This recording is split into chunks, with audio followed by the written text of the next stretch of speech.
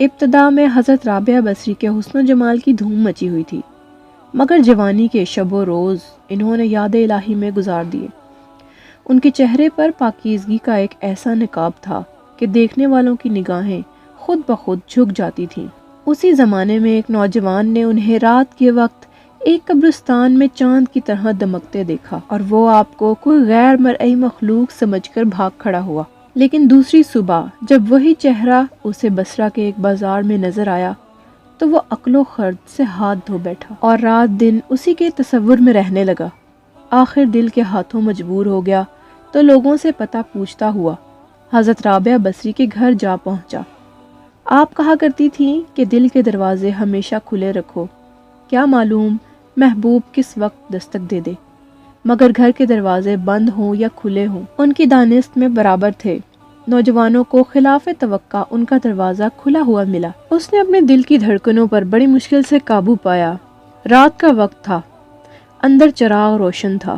یہ سوچ کے بے باکی سے اندر داخل ہو گیا کہ حال دل سنا دینے میں کیا حرج ہے، زیادہ سے زیادہ انکار ہی تو ہو جائے گا۔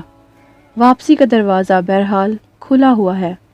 لیکن جب وہ اندر پہنچا تو وہاں کوئی نہیں تھا، لیکن چھت سے ایسی پرزور آواز آ رہی تھی جیسے کوئی زیر لب سحر کا رونا رو رہا ہو۔ نوجوان تیزی سے زینے چڑھ گیا۔ حضرت رابعہ بصری عشاء کی نماز سے فارغ ہو کے ثنا خوانی کر رہی تھیں۔ پروردگار، ستار روشن ہو گئے، لوگ سو گئے، بادشاہوں نے دروازے بند کر لیے، ہر محب اپنے محبوب سے مہو راز و نیاز ہے اور میں تیرے سامنے کھڑی ہوں۔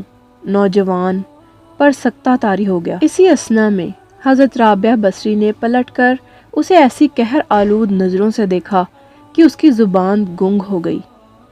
رابعہ رحمت اللہ علیہ نے اس کے قریب آ کر پوچھا، کیا تم مجھ سے شادی کی درخواست کرنے آئے ہو؟ نوجوان نے لرزتے ہوئے ہاتھ سے اپنی زبان کی طرف اشارہ کیا کہ وہ بول نہیں سکتا۔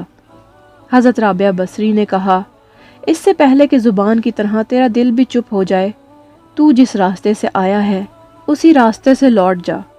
نوجوان صرف آنکھوں سے التجا کر سکتا تھا کہ نیک خاتون، میری گویائی مجھے واپس دے دے، میں تیرے مرتبے سے واقف نہیں تھا، مجھ سے غلطی ہوئی، مجھے معاف کر دے۔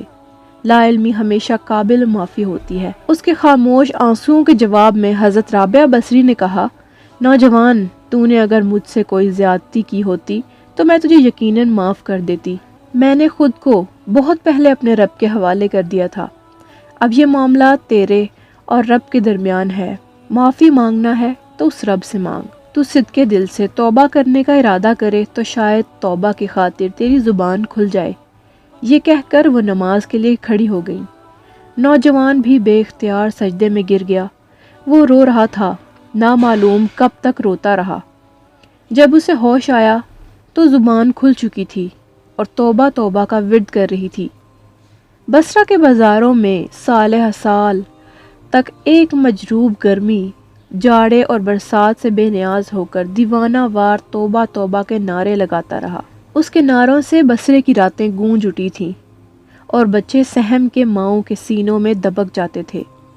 آخر ایک دن وہ مجذوب اچانک ہی کہیں غائب ہو گیا، پھر کبھی اس کا پتہ نہیں چلا۔ وہ مجذوب ہی مذکورہ نوجوان تھا جو حضرت رابعہ بصری کی بدولت ہی دربار خداوندی میں مقرب ٹھہرا۔ ویڈیو پسند آئے تو ویڈیو کو لائک کیجیے گا اور ہمارے چینل اردو کائنات کو سبسکرائب بھی۔ اللہ نگہبان۔